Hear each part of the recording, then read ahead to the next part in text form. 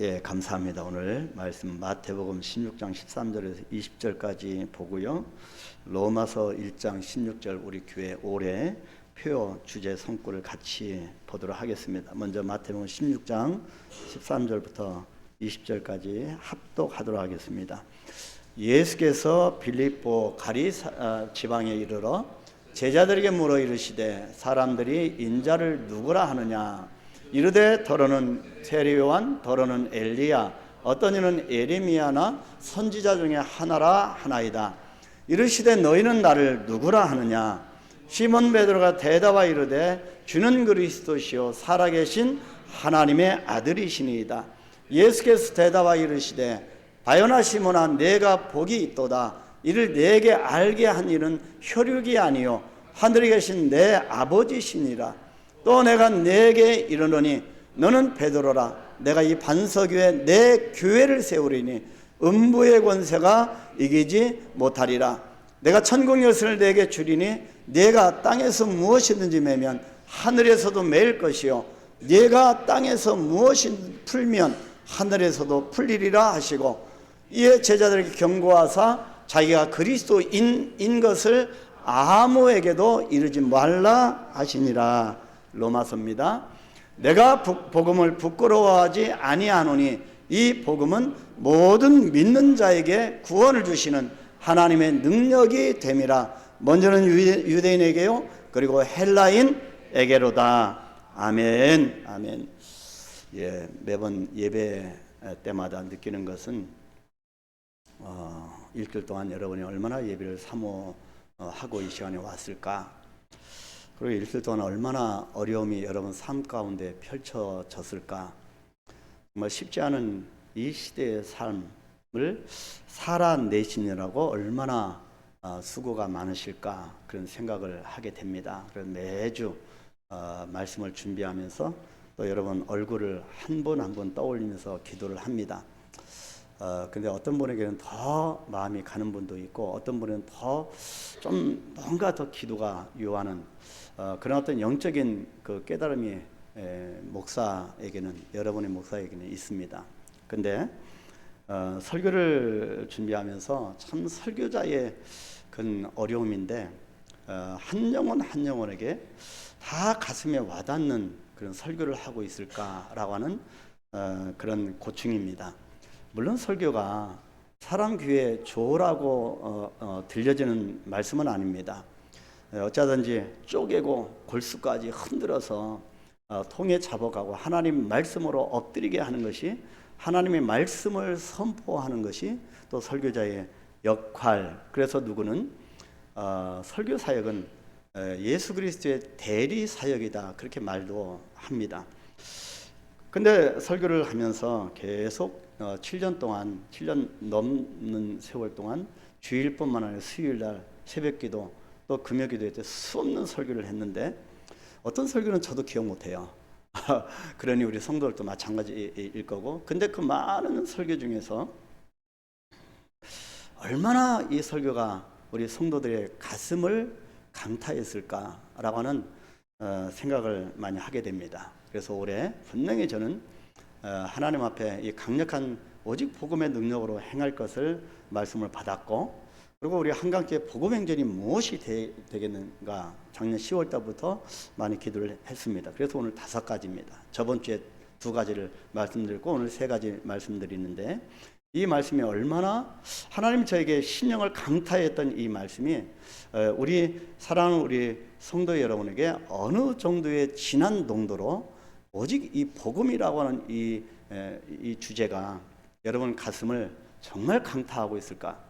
그래서 이 복음이라고 하는 이 말을 듣기만 해도 밥을 먹다가도 잠을 자다가도 벌떡벌떡 일어나는 그런 뜨거운 가슴이 되고 있을까라고 하는 생각을 해보았습니다. 그래서 조금 어떻게 보면 어떤 분에게는 좀 생소할 것이고 신앙생활한 지 얼마 안 되신 분들은 이 복음이라고 하는 이 단어가 그렇게 가슴에 와 닿지 않는 그런 단어일 수도 있습니다. 그러나 설교라고 하는 것은 여러분 한 사람 한 사람의 어떤 초점을 맞춘다고 보다도 하나님께서 우리 교회를 향한 메시지가 무엇인가를 목회자는, 설교자는 귀를 열어서 그렇게 전달하는 것이 아주 막중한 소임이라고 생각합니다. 그래서 여러분들 이 말씀에 여러분이 접근을 했으면 좋겠습니다. 집중을 하시고 접근을 하셔서 정말 저번 주에 이르러서 오늘 이 한국교회 복음 행전 5가지를 말씀을 드리고 다음 주부터 본격적으로 정말 성령께서 역사하시고 사람을 바꿔놓고 하는 그 이야기 책이 사도행전인데, 사도행전을 다음 주부터 본격적으로 보려고 합니다. 그래서 여러분 오늘 말씀을 집중을 하시면 하나님께서 주시는 메시지가 있을 줄 압니다. 그래서 남녀노소 다 통틀어서 우리가, 또 어르신들은, 나이 지긋하신 분들은 남은 여생을 정말 복음을 위하여 살다가 복음을 위하여 죽는 것이 얼마나 행복한가, 그 지점까지 갔으면 좋겠다라고 하는 것이 이 계속 올해 한 해의 저의 소망이자 기도 제목입니다. 자, 오늘 새해 들어서 2번째 주일입니다. 2024년도 여러분 잘 아시죠? 아주 기가 막히도록 우리가 외쳐야 됩니다. 복음 확장의 해입니다. 그리고 표현은 오직 복음의 능력으로입니다. 우리의 능력을 다 내려놓자는 것입니다. 오직 주님의 복음의 능력으로 올 한 해 어떻게 하나님이 나를 변화시켜 가시는지를 한번 보자는 겁니다. 그래서 올 한 해 동안 복음이라고 하는 단어가 우리 한강교회와 저와 여러분 안에 정말로 더욱 강력하고도 풍성하게 열매로 맺어지게 되기를 간절히 소망합니다. 지난주에 사도행전에서 나타난 사도 바울의 집중력은 대단했음을 우리가 보았습니다. 자, 바울의 집중은 오직 하나님의 나라, 첫 번째. 두 번째, 주 예수 그리스도에 관한 모든 것, 이 2가지밖에 없었습니다. 이런 의미에서 사도행전을 집중행전이라고 했습니다. 우리가 올 한 해 집중해서 써 내려가야 할 사도행전 28장으로 끝났지만, 성경은 28장으로 끝났지만, 우리 한강교회와 또 저와 여러분이 써 내려갈 사도행전 29장 운동은, 한강교회 비전인 복음행전은 5가지입니다. 말씀행전, 성령행전, 그리고 오늘 볼 2번째부터, 아니 3번째부터 5번째입니다. 자녀행전, 교회행전, 그리고 권세와 축복행전입니다. 이런 놀라운 역동적인 역사가 우리 한강교회가 써 내려가야 될 올 한 해의 비전입니다. 복되고 은혜로운 시간 되기를 축원합니다. 먼저 자녀행전입니다. 자, 사도행전은 말씀행전이며 성전행전이라고 했습니다. 더 나아가서 자녀행전이라는 것입니다. 자, 자녀행전이다. 생소한 단어입니다. 한 번도 들어보지 못했지요. 근데 보니까 자녀행전 맞습니다. 가장 놀라운 성령 인재의 비밀은 무엇이겠습니까? 성령님이 왜 인재하십니까? 성령님을 알게 될 때 비로소 내가 하나님의 자녀가 되었다, 나는 하나님의 백성이다, 하나님의 자녀다 라고 하는 확실한 증거를 받게 된다고 하는 점입니다.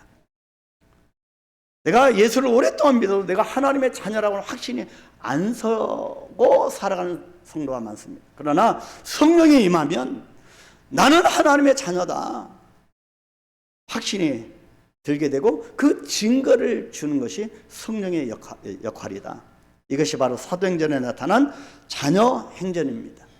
우리가 써야 할 사도행전 29장은 그래서 말씀과 성령의 두 날개 아래서 하나님의 자녀로서 살아가는 그 아름다운 모습을 담아내야 하는 것입니다. 우리가 이 땅에서 잘 먹고 잘 사는 그런 삶의 기록, 이야기도 담아내야 되겠지만, 그 속에서 우리가 말씀과 성령 안에서 두 날개 아래서 자녀로서, 하나님의 자녀로서 무엇을 하는지를 써내려가는 것, 그것이 우리 한강교회 역사가 쌓이면서 그 기록이 쌓여지는 것이 우리 자녀행전이고 저와 여러분이 써내려갈 삶의 노래가 아니겠는가. 여러분, 기가 막힌 사실이 하나 있습니다. 성경은 이렇게 말씀합니다. 로마서 8장 15절 16절에 너희는 다시 무서워하는 종의 영을 받지 아니하고 양자의 영을 받았으므로 하나님의 자녀지요. 이 양자의 영을 받았으므로 우리가 아빠, 아버지라고 부르짖는다. 옛날 성경에 아바, 아버지라 부르짖느니라. 성령이 친히 우리의 영과 더불어 우리가 하나님의 자녀인 것을 증언하나니, 성령의 역할입니다. 우리가 하나님의 자녀임을 증언하는 것이 성령의 역할입니다. 그래서 성령 충만 받아야 됩니다. 사실은 우리가 이 말씀에 비춰보니까 왕의 자녀였습니다. 사실은 우리가 하나님의 자녀였습니다. 그런데 지금까지 우리는 율법의 자녀, 종의 자녀로 살았던 겁니다. 이 사실을 성령께서 알게 해주시니, 깨닫게 해주시니 이제는 놀라운 일이 우리 삶 가운데 일어나는 거지요. 어떤 일이 일어납니까? 예배만 드려도 내가 주님 앞에 주의 이름으로 엎드려 무릎 꿇고 기도만 해도 눈물 콧물을 흘리게 되고요, 기쁨이 충만하게 되고요, 찬양을 밤새 불러도 그냥 좋은 겁니다. 이런 경험 여러분 있으실 겁니다. 이게 성령의 역할입니다. 나는 하나님의 자녀다. 그런데 예수님을 만나기 전에 제자들과 바울이 되기 전에 사울을 보십시오. 예수님 당시에 제사장과 율법학자들과 서기관들을 한번 보십시오. 공통점이 하나 있는데요, 하나님을 믿는다고 하지만 모두 다 한결같이 주님의 자녀가 아닌 율법의 종으로 살았다고 하는 공통점입니다. 저는 제 자녀들, 세 아이들을 통해서도 종의 삶과 자녀의 삶의 차이를 깨닫고 있습니다.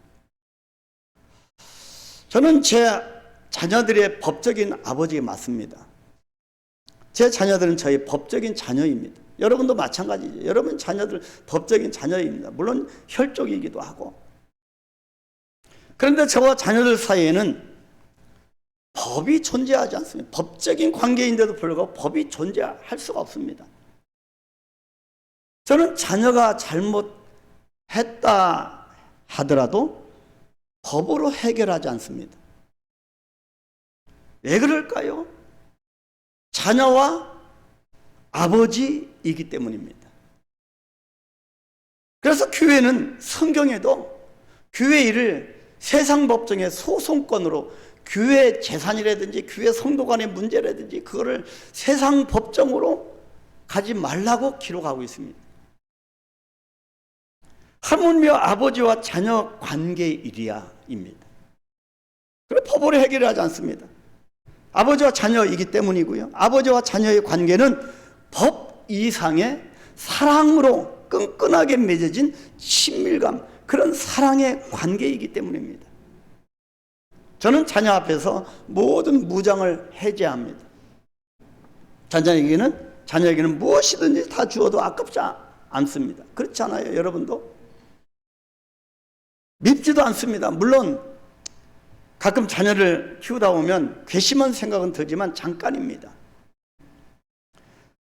자녀가 저에게 잘해서가 아닙니다. 조건무가 아닙니다.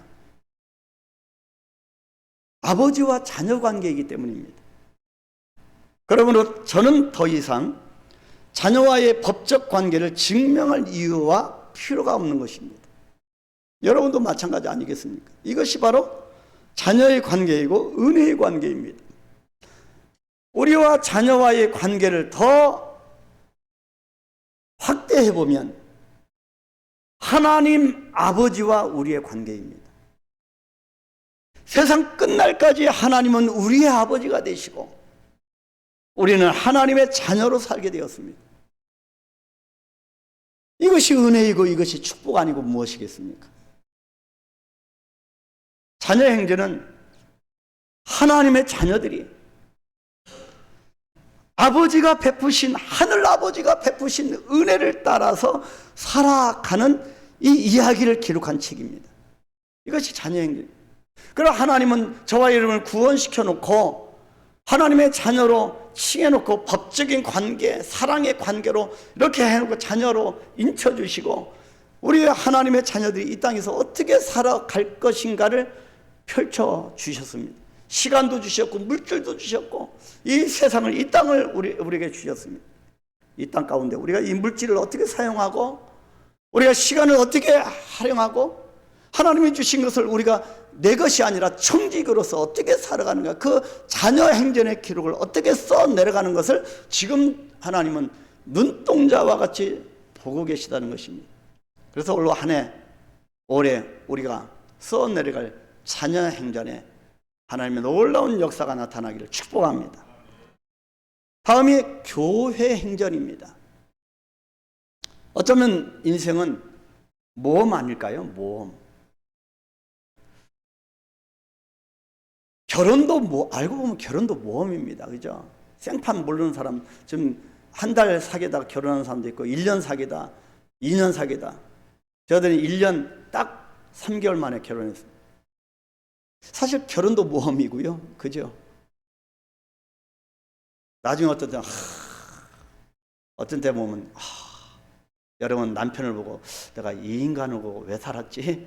이 모험일 수도 있고, 여러분 어떤 생업의 현장에서 어떤 사업을 하는 것도 모험이고, 근데 예수님 믿는 것 또한 세상적으로 눈으로 보면 모험입니다. 예수 믿는다고 하는 것이 모험입니다. 선교사가 손에 아무것도 없는 사람이 교회를 개척한다? 정말 모험입니다. 그런데 예수를 믿는 것은 모험 중에서도 어떤 모험입니까? 위대한 모험입니다. 저같이 아무 손에 빈손인 사람이 교회를 섬긴다고 하는 그런 부분이 위대한 모험입니다. 왜 그렇습니까? 이 위대함 속에는 예수님의 위대함이 있기 때문입니다. 예수님이 위대하시기 때문에 이 예수님을 믿고 따라 행하는 모든 행전은 위대한 것입니다. 그래서 이 위대함 속에 우리는 두 가지 선물을 받게 되는데요. 하나는 소명이고 다른 하나는 사명입니다.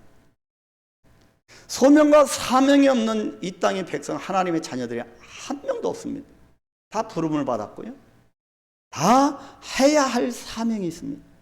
소명은 이른바 부르심이지요. 사람들은 자기가 어디에서부터 와서 어디로 가는지를 모르고 살아갑니다. 그래서 주일날 세상 사람들은 들로 산으로 정말 꽃이 피는 곳으로 다 다닙니다. 여러분, 그래서 그 꽃 앞에서 진작 꽃밭에 가서 꽃을 다 꺾는 한이 있어도 들어가서 사진을 찍습니다. 그러면서 또 뭐라고 합니까? 꽃길만 걸어라 그럽니다. 여러분, 꽃길만 걸어서 안 됩니다. 꽃길이 우리의 인생이 아닙니다. 꽃은요, 꽃 피우는 데 목적이 있는 거 아니고요. 꽃은 열매를 맺는 것이 목적입니다. 그래서 우리는 열매 맺는 삶이 되지 꽃만 피우는 삶이 돼서 안 됩니다. 그것이 우리 그리스도인입니다. 다릅니다. 그래서 어디에서 와서 어디로 가는지를 모르고 살아갑니다. 그런데 이 부르심을 깨달은 사람은 비로소 무엇을 위하여 내가 살아가야 하는지에 대한 사명을 선물로 받게 되는 것입니다. 돈을 벌어도요, 이 소명과 사명을 깨닫는 자는 돈 버는 목적이 달라집니다. 그러면 하나님이 더 많은 것을 채워주십니다. 11조도요, 이게 안 됩니다. 그죠? 강제로 11조 해야 됩니다. 안 됩니다. 믿음이 성장하지 않고 이 소명과 사명의식이 없으면 안 됩니다. 아까워서 어떻게 성금합니까? 그죠? 근데 이것이 얼마나 축복인지. 혹자는요, 저희 사모라고 얘기는 못하겠는데 하나님 앞에 헌금하는 걸 최대로 기쁨으로 알고 있어요. 정말 감사한 부분입니다. 근데요, 우리가 지금 굶습니까? 안 굶습니다. 그런데 이 소명과 사명을 확증하기 위해서 주신 것이 있는데, 우리에게 소명과 사명이 자꾸 흔들려지니까 확증하기 위해서 하나님이 주신 것이 있는데, 그것이 뭐냐면 바로 위대한 교회입니다. 왜 교회가 위대하냐면 교회를 세우신 주님이 위대하시기 때문입니다. 여러분, 그 교회, 이 교회, 여러분 절대로 교회를 폄하하거나 평가하지 마시기 바랍니다. 우리는 사이즈가 크든 작든 인간이 평가할 대상이 아닙니다. 교회는 하나님만이 교회를 평가할 수 있습니다. 얼마나 우리가 잘못을 하는지 모릅니다. 얼마나 이 회개하지 않으면 안 됩니다. 여러분, 우리 한강교회에 대한 여러분 성도가 됐는데 자부심이 있으십니까? 저는 어디에 가도 꿀리지 않는 자부심이 있습니다. 주님이 위대하기 때문에 우리 한강교회가 위대한 겁니다. 주님은 우리에게 소명과 사명을 주셔서 우리를 통하여 교회 행전을 써 가기를 기뻐하십니다. 성령을 기다리라고 하는 예수님의 이 말씀에 순종했던 제자들은 마침내 기다렸습니다.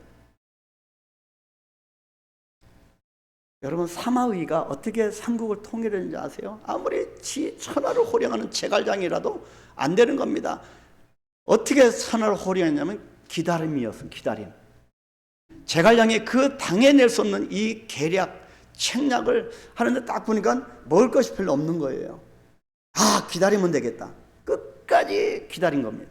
그래서 결국에는 다 죽어나가고 세상을 통일한 겁니다. 기다림입니다. 성령을 기다리라고 하는 예수님 말씀에 순종한 제자들은 기다림 끝에 마가의 다락방에서 성령 세례를 받게 됩니다.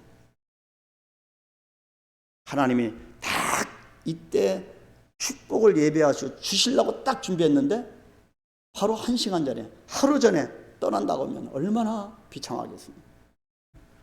성령 세례를 받습니다. 이어서 베드로의 설교가 이어지고요.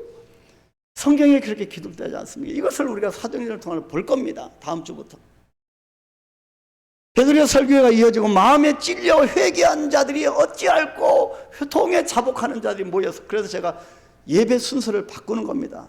통의 시간을 넣어야 됩니다. 우리가 하나님 앞에 회개하지 않을 정도로, 그렇게 할 것이 없을 정도로 우리가 당당하고 그렇게 죄인이 아닌 의인이 있습니까? 아닙니다. 예배 드리기 전에 회개함으로 나아가는 것입니다.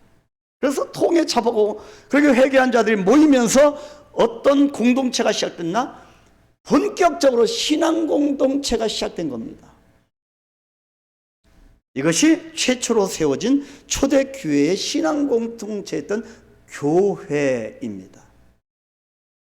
그래서 사도행전은 말씀 행전과 성령 행전의 두 날개 아래서 자녀 행전의 삶 속으로 소명, 부르심을 받은 그리스도인들이 모여서 교회 행전을 완성해 나가는 모습을 기록한 책이 사도행전이라고 할 수가 있습니다. 사도행전은 여러 사건이 나옵니다. 기적도 나오고 표적도 나오고 치유의 사건도 나오고 또 고난과 박해도 나옵니다. 여러분의 인생이 그렇지 않았습니까? 지금까지 평생 살아오시면서 기쁨도 있고 슬픔도 있고 고통도 있었고 아픔도 있었고 슬픔도 있었고 정말 죽는 것보다 더 심한 고통도 있었습니다. 그러면서도 복음이 강력하게 확장되는 것을 사도행전의 사람들은 볼 수 있었습니다. 우리는 이것을 통하여서 사도행전의 가장 위대함 중에 하나는 그 무엇보다도 표적과 기사 이런 것보다도 위대한 것 중에 그 무엇보다도 교회의 탄생과 자라남, 그리고 교회를 통한, 교회 행전을 통한 하나님 나라가 이루어지는 성취에 있다고 봐야 합니다.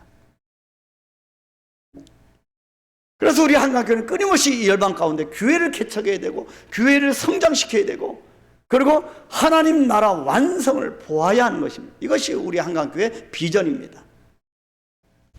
이런 비전 가운데 나아가면 자기 자신을 목숨 걸면 하나님이 여러분의 생업태를 축복 안 하시겠습니까? 천지 만물을 창조하신 물질의 주인 되신 하나님이 역사 안 하시겠냐는 말입니다. 그런데 사실 이러한 교회의 탄생은 새삼스러운 사건이 아닙니다. 예수님께서 이미 제자들 통해서 수차례 말씀하신 것들이 사도행전이 와서 성취된 역사이기 때문에 이미 예수님 말씀하신 겁니다. 이미 전에 저와 여러분에게 예수님이 수없이 말씀하신 부분이 있을 겁니다. 내가 의도적으로 그것을 뿌리쳤든지, 의도적으로 좀 내 마음에 부담스러워 의도적으로 피했든지, 하나님 우리에게 주신 사명인데 의도적으로 우리가 피하며 여기까지 왔을 수도 있습니다. 제자들에게도 마찬가지로 수없이 말씀하셨습니다. 그것이 본문, 오늘 우리가 읽었던 본문 마태복음 16장 13절 말씀입니다.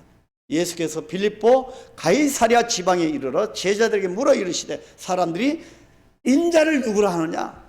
여기는 많은 사람들이 나를 누구라고 하느냐? 예수님이 자기가 누구인지 평가받고 싶어서 하는 질문이 아니었습니다. 이 질문은 예수님이 교회에 대해서 말씀을 하시기 위해서 제자들에게 당신이 누구인지를 묻기 위한 전초적인 질문이라고 할 수 있습니다. 교회를 말하기 위함이었습니다. 그런데 이 말씀의 포인트는 주님께서 이 질문을 왜 하필 이 빌립보 가이사랴라고 하는 곳에서 했느냐입니다. 왜 하필 다른 곳도 있는데 왜 가이사랴 빌립보 이 지방에서 예수님이 이 말씀을 하셨을까? 그래서 빌립보에서 한번 연구를 해봐야 됩니다. 당시에 가이사랴 빌립보는 황제 헤롯 빌립 2세의 이름을 딴 거로 빌립보, 그래 빌립 2세입니다. 이 황제의 이름을 딸 정도로 이스라엘에서 가장 아름답고 강력하고 번성한 도시였습니다. 당시 아무나 갈 수 없었던 휴양 도시였고요, 권력자들의 도시였고요, 그래서 여성들이 정말 가보고 싶어하는 그런 아름다운 도시였습니다. 무엇보다도 로마의 신들을, 각종 신들을 들여와서 엄청난 신전이 있었던 도시였기 때문에 어떤 도시였겠습니까? 화려했지만 각 사람들이 그 신전의 위험에 눌려버리는 그런 곳이었습니다. 영적인 상황으로 볼 때는 정말 엄청난, 하나님이 기뻐하지 않는 그런 지방이었습니다. 더욱이 제가 말씀드리기가 좀 그렇지만 이 지방은, 빌립보 가이사랴 지방은 세상을 상징하는 돈과 섹스와 성적인 타락과 문란과 권력이 다 모여 있는 곳입니다. 여러분, 이 땅은, 이 시대는 동성을 허용하는 나라가 기하급수로 많아지고, 한국에도 계속, 이 나라도 계속 그러잖아요. 하나님은 멀리하는 법이고요. 여러분, 돈과 섹스와 얼마나 성적으로 물러나고, 그래서 십계명을 우리가 오늘날 계속 당부하나 할 겁니다. 간음하지 말라. 이 7계명을 범하는 많은 사람들이 쓰러집니다. 이 빌립보에서 지금 예수님께서 제자들에게 단도직입적으로 묻고 계십니다. 이 사람들이 인자를 나를 누구라 하느냐? 그러면서 뭐라고 합니까? 더러는 세례요한, 더러는 엘리야, 어떤 이는 예레미야 선지자 중에 하나라고 한 이 말을, 대답을 듣고 나서 이제는 제자들에게 묻습니다. 15절 말씀에 이르시되 너희는, 제자들아 너희는 나를 누구라 하느냐? 무슨 말일까요? 제자들아, 사람들이 모두 와서 엎드려 절하는 이 위대한 신전 앞에, 이 가이사랴, 이 빌립보라고 하는 이 신전 앞에서, 위대한 신전 앞에서 사람들이, 모든 사람들이 이 이방 신을 추종하는 이 신전 앞에서 너희는 세상 사람들이 갖고 싶어하는 이 위대한 돈과 섹스와 권력 앞에서, 그렇게 물들어가 있는 이 시대 풍조 앞에서 너희에게 나는 누구냐라고 질문하는 것입니다. 세상 사람들과 전혀 가치관이 분별할 수 없는, 똑같이 살아가는 이 땅의 그리스도인들에게 주님이 물어보시는 겁니다. 제자들에게 묻습니다. 저와 여러분에게 묻습니다. 이 세상 풍조에 물들어 있는 너희들은 나를 누구라 하느냐? 여러분에게서 예수님이 누구십니까? 그냥 빵 조각 물질 하나 던져주는 그런 분이십니까? 이때 베드로가 정말 올바른 대답 하나 합니다. 대답 하나로 정말 생각지 못한 위대한 선물에 대한 비밀을 받게 됩니다. 본문 16절, 시몬 베드로가 대답하여 이르되 주는 그리스도시요 살아계신 하나님의 아들이시니이다. 누가 교회로 전화 왔네요. 교회로, 아니군요. 예. 자, 그러자 주님이 마치 기다리고 있었던 것처럼 17절에서 이렇게 답하십니다. 예수께서 대답하여 이르시되 바요나 시몬아 내가 복이 있도다. 이를 내게 알게 한 이는 혈육이 아니요 하늘에 계신 내 아버지시니라. 그냥 복이 있도다 하고 끝나면 될 텐데 주제를 바꿔버립니다. 이것을 알게 하시니까 이 대답은 내 안에서 나온 것이 아니라고 하는 뜻입니다. 자, 인간적인 생각으로는 절대로 네가 나를 그렇게 위대하다고 그리스도라고 나를 메시아이고 살아계신 하나님의 아들이라고 고백할 수 없다는 것입니다. 하늘에 계신 내 아버지께서 이 대답을 너에게 주었다는 것입니다. 이것이 성령의 역할입니다.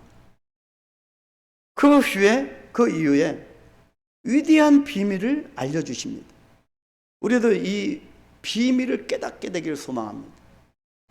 18절 19절 다 같이 큰 소리로 같이 합독하겠습니다. 또 내가 네게 이르노니 너는 베드로라. 내가 이 반석 위에 내 교회를 세우리니 음부의 권세가 이기지 못하리라. 내가 천국 열쇠를 네게 주리니 내가 땅에서 무엇이든지 매면 하늘에서도 매일 것이요 내가 땅에서 무엇이든지 풀면 하늘에서도 풀리리라 하시고. 여러분, 위대한 말씀, 위대한 비밀입니다. 이 위대한 비밀의 말씀은 교회 탄생에 대한 예언의 말씀이었던 것입니다. 우리에게 그런 권력을 주겠다는 것이 아니라 교회의 탄생에 대한 예언의 말씀입니다. 이때까지 제자들은 주님이 언급하신 교회라고 하는 이 단어, 헬라로 에클레시아, 여러분 아시죠? 에클레시아입니다. 모든 사람을 안으로 불러 모은다. 이 교회라고 하는 이 단어를 그때 당시 제자들은 누구도 이 단어를 들어본 적이 없습니다. 더욱이 주님은 분명히 뭐라고 했습니까? 내 교회라고 하는 표현을 썼습니다. 자, 마태복음의 저자인 이 마태는 오늘 본문에서 이 부분에서 아주 비슷한 두 단어를 사용했는데요. 하나는 새롭게 받게 된 이름인 베드로, 그죠? 자, 이 베드로는 헬라로 페트로스입니다. 페트로스. 새롭게 받은 이름입니다. 시몬이 아니라. 근데 페트로스는 조약돌이라고 하는 뜻의 남성형 단어입니다. 근데 원래 이름은 갈대라고 하는 뜻의 시몬에서 조약들이 된 겁니다. 자, 갈대에서 조약들이 된 많은 발전이죠. 그런데 두 번째 단어, 내가 이 반석 위에 내 교회를 세우겠다 해서 이 반석이란 단어를 페트라라고 하는 여성형 단어를 쓴 겁니다. 자, 이 말씀에 비추어 보면 예수님께서 당신의 교회를 어디에 세우겠다고 말씀하시냐면 베드로, 즉 페트로스, 조약돌이 아닌 위대한 반석과 같은 베드로의 고백 위에 세우겠다는 것입니다. 고백입니다. 베드로라는 사람 위에 세우는 것이 아니라 교회를 베드로의 신앙 고백 위에 세우겠다는 것입니다. 이렇게 신앙인들의 고백이 중요한 것입니다.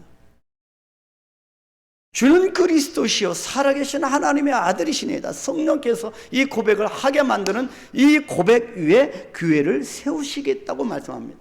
그래서 한강교회는 여러분들 위해 교회가 세워지는 거 아닙니다. 여러분 낮아지십시오. 정말 여러분 자기 자신을 꺾고 내가 죽어야 합니다. 교회는 각각 성도가 살면 교회는 서지 못합니다. 왜냐하면 베드로라는 사람 위에 교회를 세우긴 게 아니라 성령께서 깨닫게 해주시는 그 고백 위에 교회를 세웠기 때문입니다. 이것을 잘 알아야 합니다. 이것이 교회의 첫 출발입니다. 교회는 사람 위에 세워질 수가 없기 때문에 무엇보다 교회 행전에서 믿음 생활은 그 처음을 어떻게 시작하느냐가 참 중요합니다. 그래서 새롭게 등록되고 새롭게 새 가족들을 우리가 어떻게 대하느냐는 정말 중요합니다. 저들을 만약에 실족하게 하면 그 벌을 어떻게 받겠습니까? 교회란 주는 그리스도시요 살아계신 하나님의 아들입니다라고 위대한 고백하는 자들이 모여서 주님의 비전을 받음으로 하나님 나라를 이루어가는 곳입니다. 그것이 교회입니다. 교회는 사람 소리가 나올 수 있는 공간이 아닙니다. 주님의 몸된 교회는 이 단어의 원어의 의미대로 에클레시아, 구원받고 부르심을 받아 안으로 부름을 받은, 그래서 사명을 수행하는 성도들의 모임인 것입니다. 여러분이 써나갈 우리 한강교회의 교회 행전을 축복합니다. 마지막으로 권세와 축복 행전입니다. 정말 놀라운 것은 주님께서 당신의 교회에게 주시는 두 가지 선물이 있다고 하는 사실입니다. 교회에게 주님이 주신 선물 두 가지입니다. 하나는 권세이고 또 하나는 축복입니다. 여러분 올해 한 손에는 권세, 한 손으로는 축복을 쥐고 살아가시기를 축복합니다. 이것이 우리에게 주신 하나님의 선물입니다. 본문 마태복음 16장 18절 하반절 19절 상반절에 다시 보시면 음부의 권세가 뭐라고 했습니까? 이기지 못하리라. 그리고 상반절에는 내가 천국 열쇠를 네게 주리니, 이 두 가지입니다. 첫 번째 선물은 음부의 권세보다 더 강한 권세가 부어진다는 것입니다. 아무리 우리가 부족하고 연약하고 가진 것이 없고 끼리 걱정을 할 정도로 경제력이 완전히 바닥났다 할지라도 건강이 전혀 자신 없을 정도로 기억하지 못하는 건강체가 됐어도 하나님께서 우리에게 음부의 권세보다 그것을 제압할 수 있는 더 큰 위대한 권세를 부어주셨다는 것입니다. 적어도 저와 여러분은 이런 사람입니다. 당당하십시오. 음부는 히브리어로 스올입니다. 그리고 신약 성경에서는 하데스라고 하는 말로 나옵니다. 정말 사람을 넘어뜨리게 만듭니다. 그죠? 음부의 권세가 대단합니다. 그리고 권세라고 하는 말은 성문이라고 하는 뜻이 있는데 견고한 성의 힘을 상징합니다. 견고한 진입니다. 우리 힘으로 파할 수가 없습니다. 따라서 음부의 권세란 악인들이 죽어서 가는 곳, 그리고 지옥의 힘, 마귀의 역사라고 하는 의미가 담겨 있습니다. 우리가 넘볼 수 있는 그런 정말 대단한 힘을 갖고 있습니다. 그런데 놀랍게도 성경은 창세기부터 요한계시록까지 음부의 권세, 성문의 힘을, 이 강력한 힘을 제압할 수 있는 더 크고 강한 권세를 부여받은 자에 대한 말씀을 이미 수없이 기록해 놨다는 것입니다. 대표적인 것이 창세기 24장 60절. 리브가에게 축복하 이르되 우리 누이여 너는 천만인의 어머니가 될지어다. 내 씨로 그 원수의 성문을 얻게 할지어다. 강력한 성문을 깨뜨려서 그것을 얻게 할지어다. 여러분 천문에, 여러분 사레셀도 그렇고 특별히 연세가 지긋하신 우리 사라셀, 그리고 여기 여성 성도님들 천만인의 어머니가 되기를 축복합니다. 왜 우리가 못하겠습니까? 그죠? 그런 권세를 하나님이 주셨다는 것입니다. 시편 24편 7절 8절 문들아 너희 머리를 들지어다. 영원한 문들아 들지어다. 이 권세의 위임입니다. 영광의 왕이 들어가시리로다.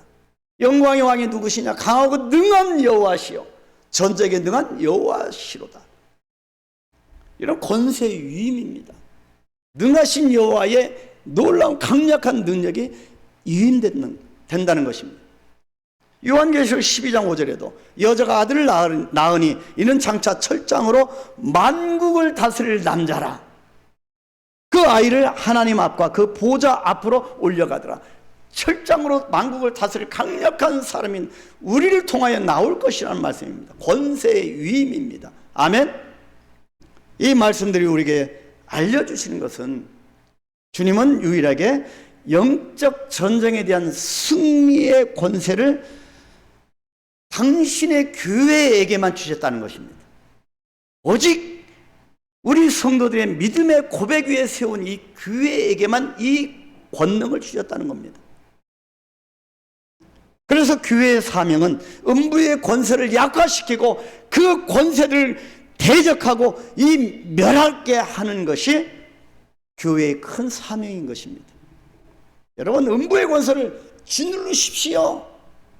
모든 병마도 마찬가지고 여러분, 주님이 우리에게 주신 권세의 이름으로 회파시키십시오. 이것을 모르면 교회가 동창생 모임이 되고요, 고향 사람 향후의 모임에 지나지 않고요, 가족 모임에 지나지 않고요, 그저 네 편 내 편 하는 그런 인간적인 모임이 될 뿐입니다. 이미 그런 모임은 교회가 아닙니다. 심지어 자칫 잘못하면 주님이 세우신 교회를 넘어지게 할 수도 있습니다. 그래서 마태복음 16장 23절에 보면 주님이 20절 말씀 딱 끊어 21절에 내가 이제 십자가에서 죽을 것과 고난받을 것과 다시 살아날 것을 말하니까 베드로가 뭐라고 합니까? 그렇게 신앙 고백을, 위대한 고백을 하고 나서 주여 그러지 마십시오 만류합니다. 그 베드로의 만류를 듣고 하신 예수님의 말씀이 마태복음 16장 23절입니다. 예수께서 돌이키시며 베드로에게 이르시되 사탄아 내대로 물러가라. 너는 나를 넘어지게 하는 자로다. 네가 하나님의 일을 생각하지 아니하고 도리어 사람의 일을 생각하는도다. 무섭죠, 여러분? 내가 교회를 넘어지게 할 수도 있다는 겁니다. 예수님께서 교회에 주신 두 번째 축복의 선물은요, 자, 천국의 열쇠입니다. 자, 권세를 주셨죠? 천국의 열쇠입니다. 본문 19절에 내가 천국의 열쇠를 내게 주리니 내가 땅에서 무엇이든 매면 하늘에서 매일 것이요 내가 땅에서 무엇이든 풀면 하늘에서 풀리리. 물론 화해를 촉구하는 말씀이기도 하지만 이 말씀은 아닙니다. 실제로 천국의 열쇠라는 것은 말 그대로 하나님 나라에 들어갈 수 있는 열쇠를 말합니다. 열쇠의 기능은 내가 들어갈 때 열고요, 타인은 다른 사람 들어가지 못하고 잠그는 그런 기능이 있습니다. 그래서 이사야 22장 20절에 보니까 내가 또 다윗의 집의 열쇠를 그의 어깨에 두리니 예수님께 둔다는 말씀입니다. 그가 열면 닫을 자가 없겠고 닫으면 열 자가 없으리라. 이 말씀은 다윗의 후손으로 오신 이 땅에 오실 예수 그리스도의 절대적인 주권을 예언하는 구절입니다. 예수 그리스도의 구속사진 역할을 다윗의 집의 열쇠로 표현한 말씀입니다. 여기에서 열쇠는 청지기로 임명된 사람에게 주어지는 것입니다. 청지기에만 주어집니다. 열쇠는 주인집을 관리하고 다스리는 전권을 이 청지기에 위임한다고 하는 표식입니다. 아무나 천국 열쇠를 받는 게 아니겠죠. 그렇기 때문에 천국 열쇠란 그 자체로 예수 그리스도를 뜻하지만 본질적인 의미는 예수 그리스도를 통한 다스림의 축복을 뜻합니다. 다스림의 축복입니다. 저와 여러분이 이 땅에 충만하라, 번성하라, 다스릴 것을 문화명령을 주셨습니다.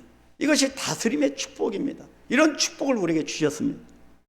주님의 교회는 하늘과 땅을 잇는 곳으로, 이어가는 곳으로 다스림의 축복을 받아 내가 땅에서 무엇이든 매면 하늘에서 매일 것이요 네가 땅에서 무엇이든 풀면 하늘에 풀리리라고 하는 이 기막힌 선물을 받게 된 겁니다. 열고 닫는 그런 축복이 저와 여러분에게 주어졌다는 것입니다. 여러분, 사업의 문도 열으십시오. 이 천국의 열쇠로 사업의 문을 여시고 건강의 열쇠도 이 열쇠로 여시고요. 여십시오. 열립니다. 실제로 이와 같은 축복을 받은 교회가 있는데요. 대표적인 교회가 요한계시록에 나오는 7교회 중에서 빌라델피아 교회입니다. 우리 한번 다 같이 큰 소리 읽어볼까요? 요한계시록 3장 7절로 8절 상반절. 빌라델피아 교회 사자에게 편지하라. 거룩하고 진실하사 다윗의 열쇠를 가지시니 곧 열면 닫을 사람이 없고 닫으면 열 사람이 없는 그가 이르시되 볼지어다 내가 내 앞에 열린 문을 두었으되 능히 닫을 사람이 없으리라. 아멘. 아멘. 빌라델피아에게 이런 축복을 주신 겁니다. 우리 한강교회는 축복을 주신 줄 확신합니다. 아멘. 정말 놀라고도 엄청난 축복 아니겠습니까? 주님의 몸된 교회는 이러한 축복이 있습니다. 그런데 우리는 이러한 사실을 자주 망각하고 주님의 몸된 교회에 대해서 함부로 평가하는 잘못을 범하고 있지는 않은지 자신의 스스로를 정말 두렵고 떨리는 마음으로 자신을 반드시 살펴야 합니다. 올해 우리가 걸어갈 이 권세와 축복 행전에 주님의 풍성한 은혜가 맺혀지게 되길 축복합니다. 사랑하는 우리 성도 여러분, 제가 자꾸 목소리가 올라가는 것은 빗소리로 제가 더 크게 하려고 합니다. 제가 몽골에서 마이크가 없는데요. 그 광야에서 그 사람으로 설교하는데요. 안 들려요. 그래서 제가 목소리가 커진 겁니다. 저는 이상한 고집이 생겨서 새벽 기도 때 막 비가 오면요. 제 목소리가 커지잖아요. 이게 우자자자 소리 납니다. 이게 함석이라. 더 크게 설교합니다. 적어도 이런 권주가 있어야 되지 않겠습니까? 하나님 앞에서. 아멘? 지난주부터 오늘까지 2주간 한강교회 복음행전에 대해서 우리가 살펴봤습니다. 그렇다면 말씀행전, 성령행전, 자녀행전, 뭡니까? 교회행전. 자, 다시 한번 크게 말씀행전, 성령행전, 자녀행전, 교회행전, 권세와 축복행전. 주님께서 올해 우리에게 주신 이 비전, 이 5가지 행전으로 무엇을 하라고 하는 말씀일까요? 이 5가지 비전 참 좋은 것 같습니다. 그죠? 근데 이것을 가지고 왜 하나님이 이 비전을 우리에게 주셨을까요? 이것을 가지고 무엇을 하라고 하는 것일까요? 마태복음 16장 20절에 본문 16장 20절에 이에 제자들에게 경고하사 자기가 그리스도인 것을 아무에게도 이르지 말라 하니라. 예수님이 그리스도라고 하는 것을 알리지 말라네요. 사실 얼핏 이해가 되지 않는 본문의 결론입니다. 그죠? 알리지 말래요. 참 이해가 안 됩니다. 자신이 그리스도와 메시아라고 하는 것과 자신의 몸된 교회에 대해서 그 엄청나고 위대한 비밀을 실컷 말씀해 주시고는 아무에게도 이르지 말라고 하십니다. 이해가 됩니까? 안 됩니다. 근데 이 말씀은 2가지로 묵상해 볼 수 있는데요.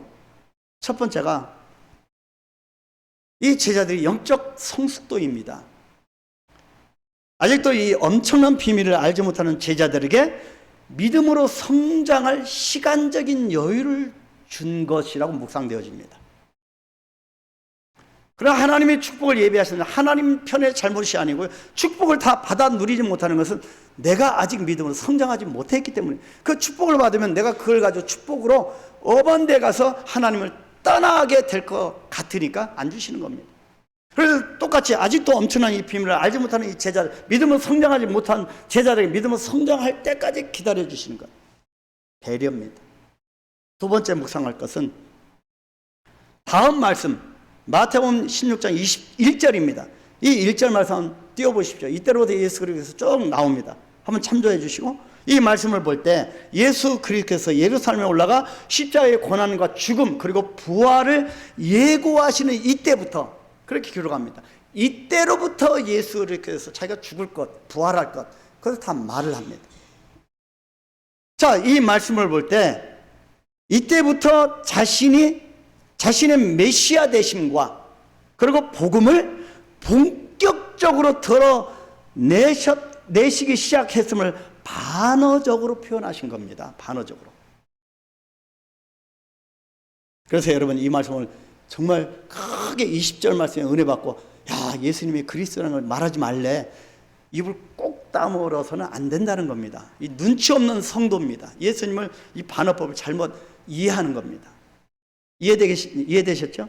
자, 예수님께서 이렇게 우리에게 말씀과 성령과 자녀됨과 교회를 주셔서 영적 권세와 하늘과 땅을 이어가는 다스림의 축복을 주신 것은 예수님께서 그리스도이심을 오히려 드러낼 것과 그것을 언제든지 누구에든지 전파해야 하는 본질을 잊지 말 것을 강조한 말씀인 것입니다. 여기에 우리 한강교회가 올 한 해 가야 할 길이 담겨 있습니다. 사도행전 2장에 이렇게 말씀합니다. 특별히 사도행전 2장 42절과 46절, 47절. 우리 여기에 나오는 교회가 한강교회의 모습이 되기를 소망합니다. 그런 소망을 담아 우리 큰 소리로 같이 선포하시겠습니다. 그들이 사도의 가르침을 받아 서로 교제하고 떡을 떼며 오로지 기도하기를 힘쓰니라. 날마다 마음을 같이하여 성전에 모이기를 힘씁니다. 집에서 떡을 떼며 기쁨과 순전한 마음으로 음식을 먹고 하나님을 찬미하며 또 온 백성의 칭송을 받으니 주께서 구원받는 사람을 날마다 더하게 하시니라. 아멘. 우리가 주방에서 식사 준비하면 정말 엄청난 섬김이 이렇게 보면 정말 안쓰럽습니다. 근데 저들 기도를 하면서 음식을 준비하고 여러분을 섬기는 마음으로 떡을 떼는 건 얼마나 중요한 축복인지 모릅니다. 무엇보다 우리 한강교회 성도 여러분들과 특히 각 기관과 부서의 셀장과 부서의 리더로 임명받고 헌신하는 직분자들에게 그리고 영적 권세와 하늘과 땅을 잇는 다스림의 축복을 통해서 오직 복음의 능력으로 복음의 확장의 역사가 2024년도에 강력하고도 풍성하게 임하게 되기를 축복합니다. 저는 오직 복음을 위해서 살아가는 사람입니다. 여러분도 복음을 위해서 살아가게 되기를 주의 이름으로 축복합니다.